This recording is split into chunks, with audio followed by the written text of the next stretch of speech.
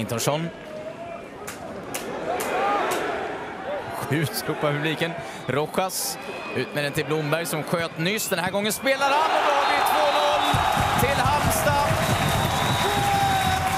Som återigen fyller på bra in i straffområdet. Hur gick det med Edwards i frågan? Vi snart ser. Så att det gick bra, han ligger kvar. Degerfors målvakt efter den här situationen. När Halmstad utökar sin ledning i den 63:e minuten. Ja, det är Steintorsson som får gå. Ingen går på honom och Rojas som istället får skjuta. Lägger ut Blomberg och det är frågan om det är ett självmål eller om det är Palvinsson som är på den. Vilket fall som helst ett fantastiskt fint inlägg.